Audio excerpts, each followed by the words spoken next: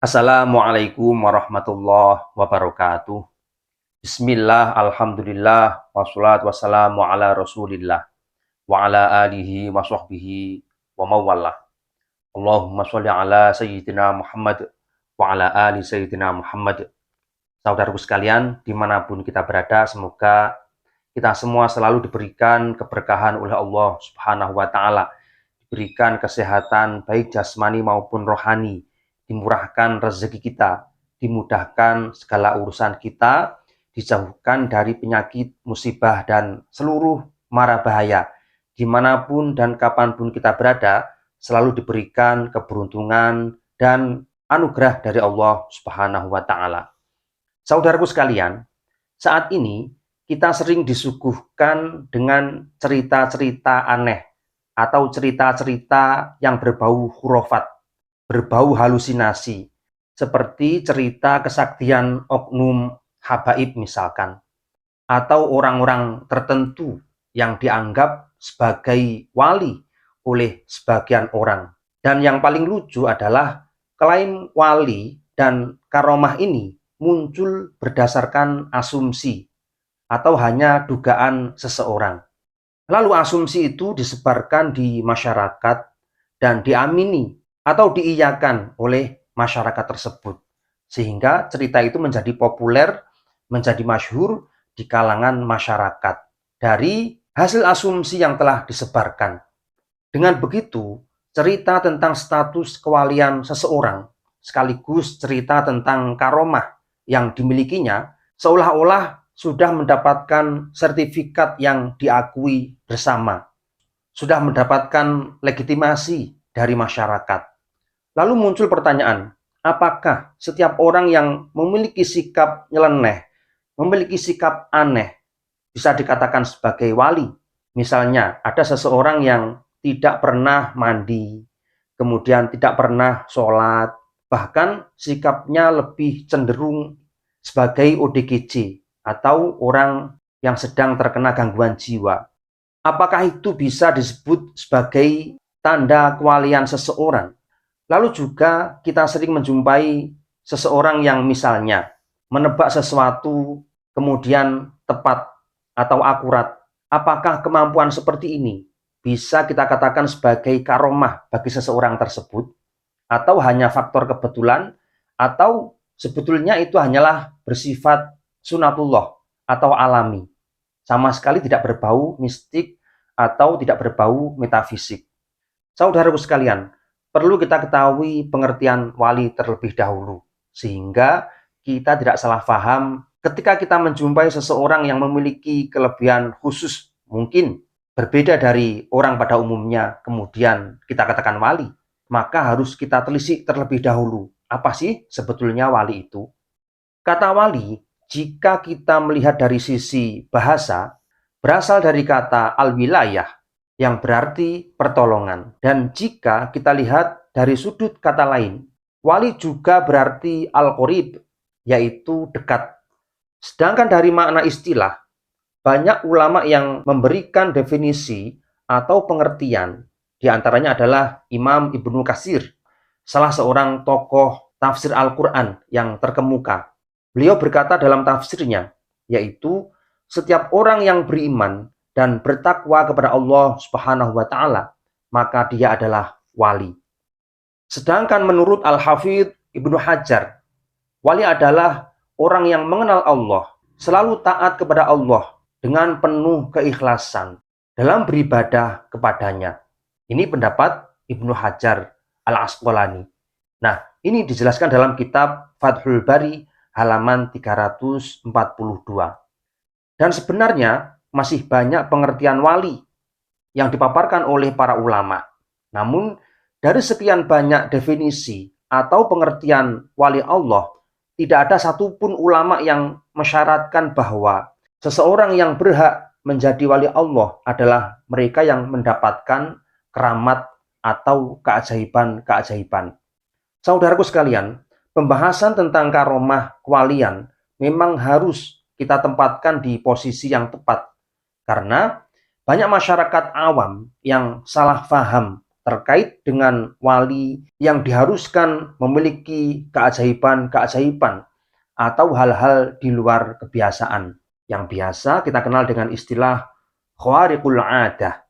Sedangkan Allah Subhanahu wa taala menyebutkan tentang wali di dalam Al-Qur'an juga dengan istilah wali setan. Artinya, di situ bukan hanya wali Allah, melainkan juga wali setan. Dan ini juga dijelaskan secara gamblang di dalam Al-Qur'anul Karim. Dan ini disinggung di dalam Al-Qur'an surah An-Nisa ayat 76. Sehingga sangat perlu bagi kita semua untuk bisa membedakan antara wali Allah dan wali setan.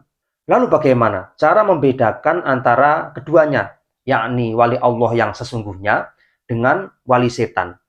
Di sini kita bisa merujuk pada salah satu kaidah dari Imam Syafi'i, yaitu idza ra'aitumur rajul yamshi 'alal ma wa yatiru fil hawa fala taghtarru bihi hatta ta'radu amrahu 'alal kitabi was sunnah. Artinya, ketika kalian melihat seseorang yang bisa berjalan di atas air dan bisa terbang di atas udara, maka janganlah kalian tertipu olehnya, sampai kalian memeriksa amalan-amalan yang ia lakukan, apakah sesuai dengan Al-Quran dan Sunnah, ataukah tidak.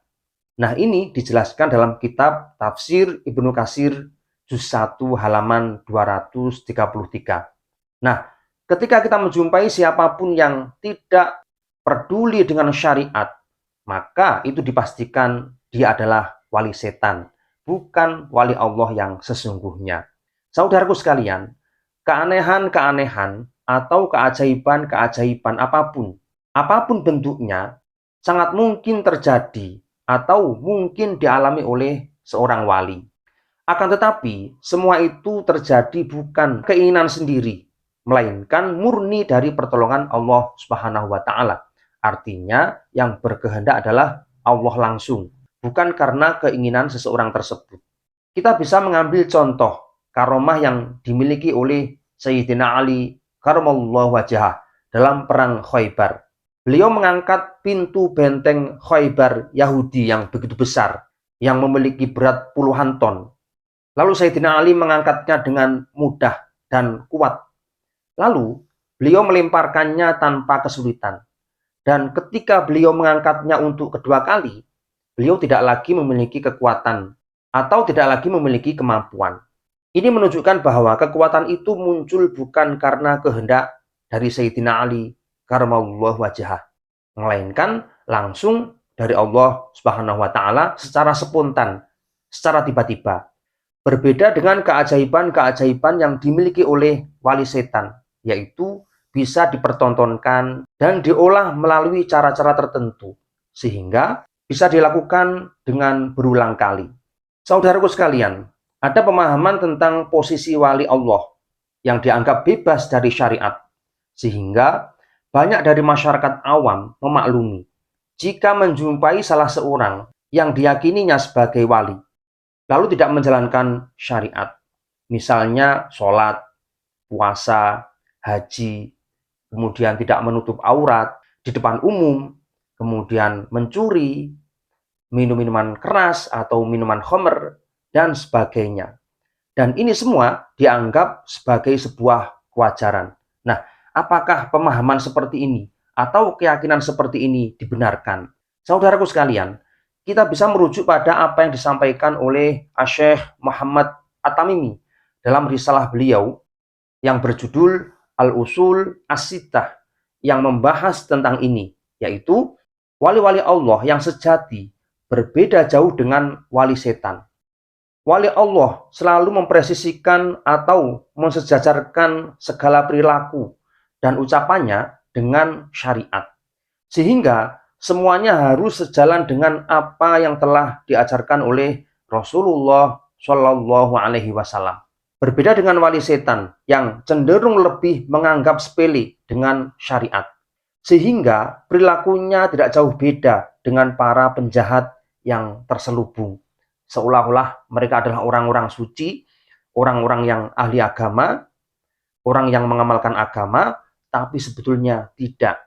Mereka adalah orang yang fajir, orang yang jahat, orang yang ahli maksiat.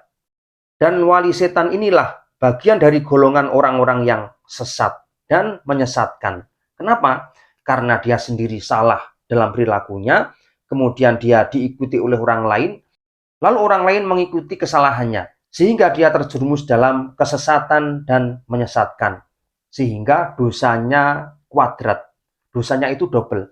Dia sendiri dosa, yang kedua dia menunjukkan dosa kepada orang lain. Sehingga dia memiliki dua kesalahan sekaligus dan sama-sama fatal. Saudaraku sekalian, Rasulullah Shallallahu Alaihi Wasallam bersabda, Innallaha qala man adali waliyan faqad adzantuhu bil harbi. Rawahu al-Bukhari. Rasulullah bersabda, sesungguhnya Allah berfirman, barang siapa yang memusuhi waliku, maka aku umumkan kepadanya yaitu perang. Yang artinya adalah Allah murka atau benci dengan siapapun yang memusuhi wali-wali Allah. Lalu siapa wali yang sebenarnya?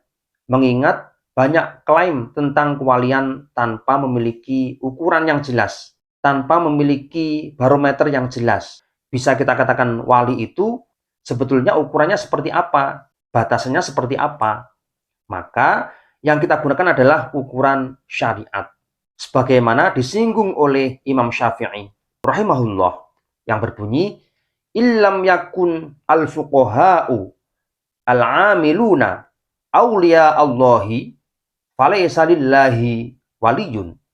Artinya, jika para fuqaha atau para ulama yang ahli di dalam ilmu syariat yang mengamalkan ilmu, mereka tidak disebut sebagai wali Allah, maka sebetulnya Allah Subhanahu wa taala tidak memiliki wali.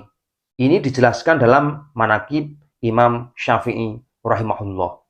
Maka orang-orang yang belajar agama dengan benar lalu mengajarkannya dan mengamalkannya, maka mereka adalah wali Allah yang paling nyata, wali Allah yang sesungguhnya.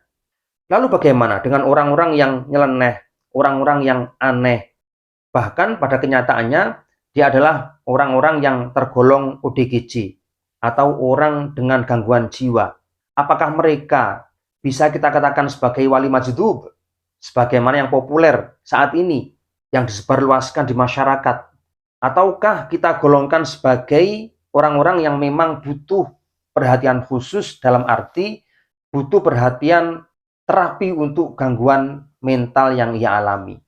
Tentu kita kembalikan pada ukurannya. Apa ukurannya?